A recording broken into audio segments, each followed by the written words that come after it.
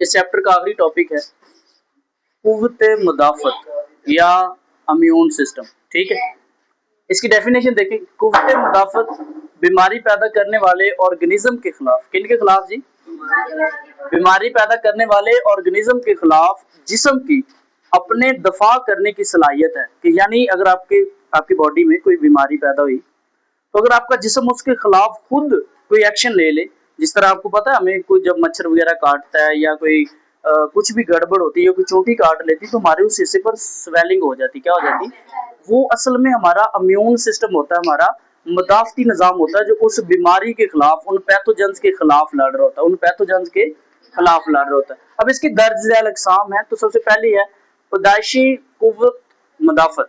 ये इम्यूनिटी पैदाइश के वक्त से ही जिस्म में मौजूद होती है। कब से होती है जी? यानी ऐसी इम्यूनिटी जो पैदा होती हमारे जिस्म में आ जाती है, उसे नाम देते हैं इसे फर्स्ट लाइन ऑफ डिफेंस और सेकंड लाइन ऑफ डिफेंस शामिल है। ये दो इसके अंदर शामिल है जो पैदा होती है बच्चे के अंदर मौजूद होते हैं। तो सबसे पहला हासिल शुदा इम्यूनिटी में अगर हम देखें, ये इम्यूनिटी जिंदगी के दौरान हासिल की जाती है। पहली कौन सी है? पैदाइशी कुव्वत मुदाफ़त, और दूसरी कौन सी है? हासिल शुदा इम्यूनिटी। बात समझ आ रही? तो पैदाइशी में दो डिफेंस सिस्टम शामिल है। कितने शामिल है बच्चों?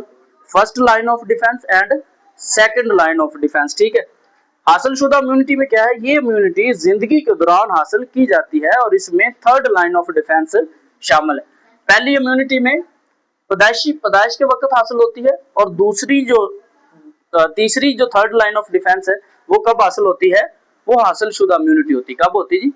मतलब फर्ज करो मैं गर्मी के माहौल में रह रहा हूँ तो मेरी बॉडी के अंदर जो इम्यूनिटी वो गर्मी के लिहाज से बिल्डअप होगी। कुछ लोग जो अंग्रेज हैं बर्फों में रह रहे हैं, या फर्ज कर लो वो बर्फबारी ऐसे इलाकों में रह रहे हैं जहाँ पे टेम्परेचर बहुत कम है या टेम्परेचर बहुत लो है, वो वहां पे अगर सर्वाइव कर रहे हैं तो वो क्या करेंगे, उनकी जो बॉडी का सेटअप होगा उस लिहाज से वो उस इम्यूनिटी को हासिल करेंगे। बात समझ आ रही? हो सकता है किसी को सांप के काटने की वजह से इम्यूनिटी उसके अंदर बिल्डअप, और किसी दूसरे को भाड़ काट सकता है, और क्या कह लो कि कोई मच्छर काट सकते। तो हर एक का अपना अपना जो इम्यूनिटी हासिल करने का तरीका है वो डिफरेंट हो सकता है। तो यहाँ पर आपकी बुक में फर्स्ट लाइन ऑफ डिफेंस में लिखा है कि ये किसी भी पैथोजेंस के खिलाफ गैर मखसूस दफा है। खास नहीं होता, गैर मखसूस है। किस तरह का जी? गैर मखसूस दफा है। कता नजर इसके कि पैथोजन की शिनाख्त क्या है, इसमें जिल्द और म्यूकस मेम्ब्रेन शामिल। हमारी ये जो जिल्द है ये फर्स्ट लाइन ऑफ डिफेंस का काम करती है। किस तरह काम करती है? अगर आप देखो तो इसी वजह से हमारी पूरी बॉडी के ऊपर जिल्द मौजूद है। और अगर आप स्टमक को देखते हो तो स्टमक के अंदर भी म्यूकस पाया जाता है ना। म्यूकस का पता ना, यानी एक लेयर होती है जो उसे पेप्सन एंजाइम से बचाती है ताकि वो खुद भी कहीं डिसॉल्व ना हो जाए बॉडी के अंदर।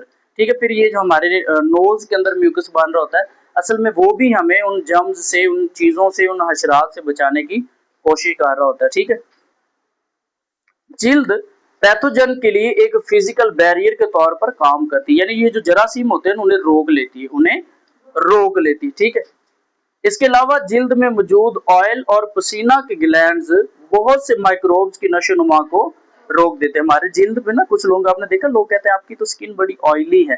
ठीक है, या फिर हम कुछ लोगों को पसीना आता है, तो पसीना और ऑयल का पैदा होना जिल्द के अंदर भी इस बात की अलामत है, उकाशा, इस बात की अलामत है कि ये फर्स्ट लाइन ऑफ डिफेंस करता है, यानी बहुत से माइक्रो ऑर्गेनिज्म को हमारे बॉडी के अंदर ही नहीं जाने देते। फिर दूसरी चीज जो यहाँ पे लिखी है, म्यूकस मेम्ब्रेन मखसूस अपनी एपिथेलियल टिश्यू में होते हैं। ये मेम्ब्रेन जिस्म की अंदरूनी सतहों मसलन रिस्पिरेटरी और डाइजेस्टिव यूरिथ्रा वगैरह की हिफाजत करती है। इन सारी चीजों की हिफाजत म्यूकस करता है। कौन करता है जी?